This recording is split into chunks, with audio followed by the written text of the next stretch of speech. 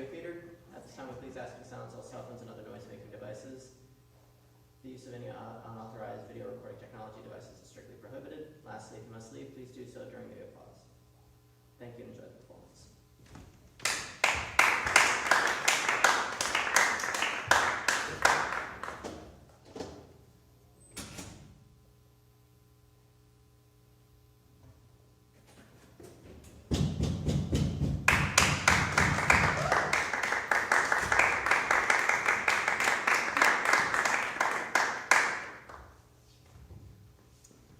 So as far back as I can remember, I've had these two pretty inharmonious feelings towards oceans and deep water in general, the most extrinsic being fear.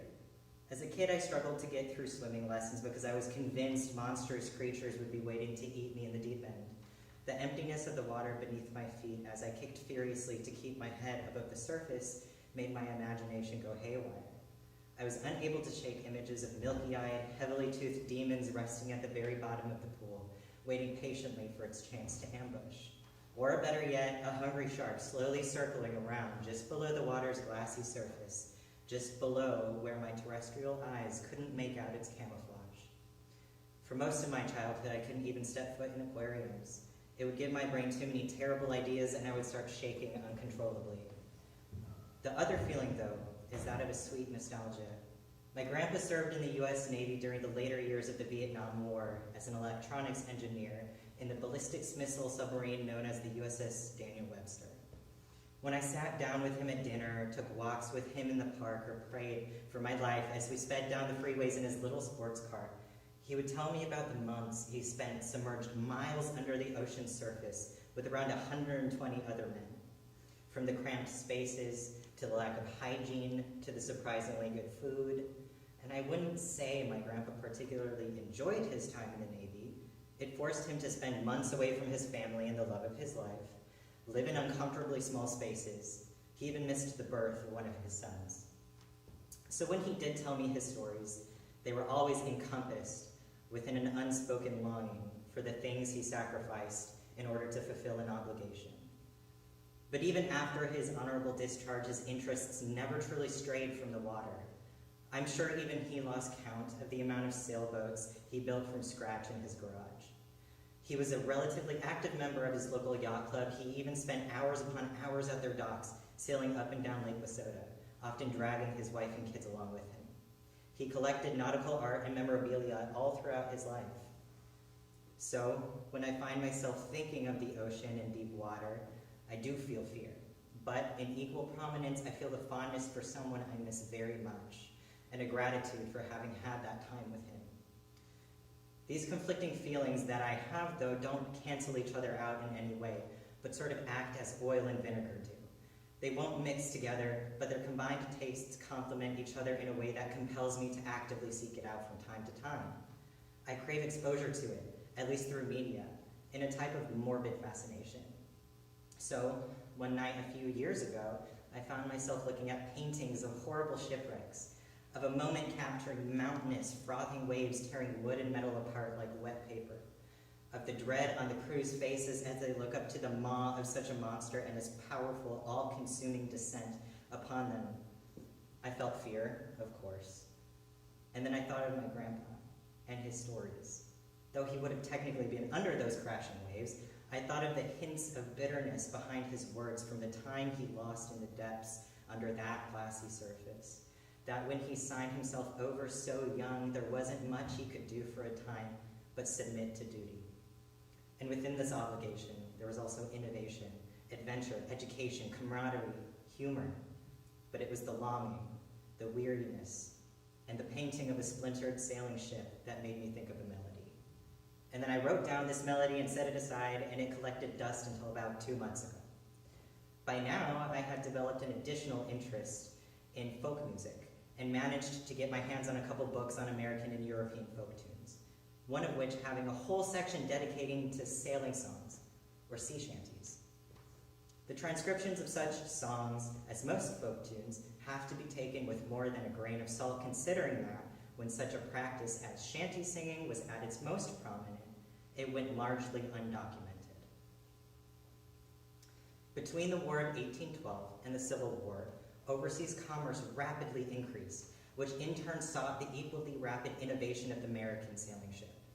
Because of such a significant boom in commerce, there was also a demand for men to crew these ships, which meant more and more men spent more and more time away from their homes, instead helping to run cargo over the expansive oceans for months and months at a time. It was brutal, never-ending labor, and the shanty singing grew as a device to both cope with and help further motivate men to keep doing their jobs. According to such nautical veterans, these songs would often be structured loosely as call and response. The soloist, the crew's leader, would improvise a verse and his crew would respond with an unchanging chorus, which represented the leader shouting out various orders and his men complying. It is speculated that since many of these verses were improvised, the tune would be highly embellished, heavily ornamented, and, considering these men were seldom musically trained, often unaccompanied, and included moments of atonality. The more laborious the task, the more likely there was to be a polyphonic melodies and a slightly varying chorus. One could speculate that this would represent the strain and complexity of the task demanding the same of the crew. Regardless of the structure of the tune, the subjects remained largely uncensored and were often vulgar and obscene and rarely without humor. Singing these songs acted as an effective motivator to find the willpower to get through long hours of brutal labor, and captains would even promote such behavior as long as it kept his crew doing their jobs. Most importantly, as is most compelling for me, is that these sea shanties are largely narrative. Most historians I've come across have at least speculated, if not outright stated, that these songs were heavily influenced by English, Irish, and Scottish ballads, meaning that the nature of shanty singing tends to be somewhat romantic, though that doesn't necessarily mean an affair between two people. The majority of shanty lyrics will describe laboring all day for little compensation, dreams of returning to their family and homeland, or meeting new love interests while docked at various harbors. There are even a modest handful that recount crewmates dying from work injuries, though these are almost always transcribed with upbeat, almost dance-like melodies, conveying a jokingly light tone. Whether it's about this or that, as I continued to peruse the lyrics of these songs, I began to feel some sort of familiarity, longing for something, the missing of someone, fatigue, the sacrifice of one's safety or happiness for the sake of satisfying an obligation, humor and trauma, all of which colored the stories my grandpa told me as a kid. So, when I dusted off that melody from all those years ago, as I expanded, modified, and added harmony and texture, as I wrote a second melody, these stories from my childhood, and the bitter passion of sailing songs, and their own history remained principal influences. For today, and because many, many sections of the work remain unfinished, I've sort of fused the main melodic content of each section together, a sort of musical summary, if you would. You'll hear the sun rising to a new day, though it carries an apprehension with it. You'll hear an ocean beckoning to a sailor, its call unresolved as it compels them to answer. Then a second melody, with more motion and an underlying poignantness in the pizzicato accompaniment. Their home and loved ones, a bitter love theme. The second theme then restates itself, only busier, more persistent, in an attempt to overpower the ocean's own call. Though, in the end, the pull of responsibility still gets the last say, and the sailor's own deference permits them to leave. Though I'm drawn to the simple lyricism of sailing songs, I'm also drawn to its possibilities for dissonance and intensity, and I'm compelled to dedicate this piece, finished or not, to my grandpa, who encouraged and inspired me to go to music school rather than enlist. I hope you enjoy Sea Weary.